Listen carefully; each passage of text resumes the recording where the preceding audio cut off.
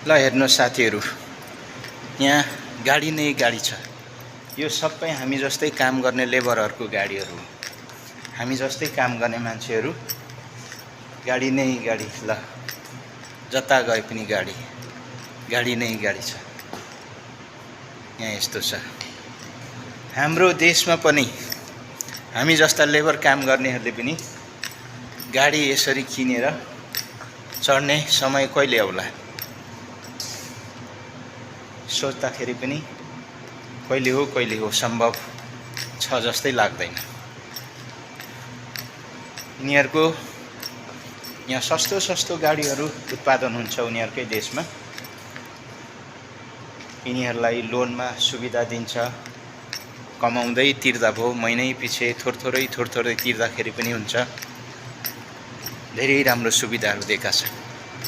हाम्रो देशमा कहिले होला यस्तो? हामीलाई पनि रहर छ यार।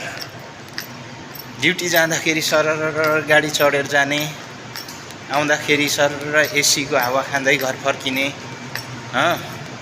हाम्रो पनि त्यस्तो छ नि चाहनाहरू, तर कहिले पुरा हुन्छ होला? हाम्रो नेताहरूको यही पाराले त हाम्रो जुनीमा हुन्छ जस्तो लागेन। हाम्रो छोरा नातिहरूको पालामा पनि हुन्छ जस्तो लागेको छैन। कहिले हो सुध्रिने? हाम्रो नेताहरू दिगो सोच राख्नु पर्यो, भिजन दिगो बनाउनु पर्यो। अहिले सुन्दैछु चाहिँ नि लोड सेडिङ जस्तै हुँदैछ अरे, बिजुली बत्ती छैन अरे, झ्याप दिनको 8-10 बत्ती जान्छ भन्छन्। त्यस्तै हल्लाहरू सुनिँदैछ। हो कि होइन त्यो चाहिँ अब आफू परदेशमा छ, तर देशमा हुने साथीहरूले त्यसो भन्छन्। के हो यो खास कुरो? हिजो अस्ति कुलमान घिसिङ हुँदाखेरिसम्म त त्यस्तो थिएन अरे त। सबै राम्रो थियो रे, चलिरहेको थियो रे।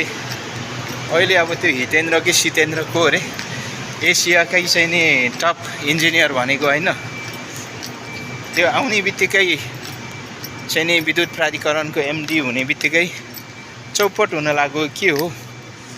कसो छौ सरकार? अलिक ध्यान दिनु पर्यो, व्यवस्थापन अलि राम्रो गर्नु पर्यो नि त हो। जनतालाई बुझाउन सक्नु पर्यो कि अब हावाहुरीले हो कि अहिले अब बर्खा लाग्न थाल्यो, त्यसो हो भने त्यसो है भनेर सम्झाउन बुझाउन सक्नु पर्यो, चित्त बुझाउन सक्नु पर्यो। होइन भने के हो समस्याको जडो चाहिँ नै बताउन सक्नु पर्यो नि त। यहाँ जनता छटपटिएर चाहिँ नि, हुन पनि गर्मी छ, गर्मीको मौसममा चाहिँ नि मच्छरले त्यस्तै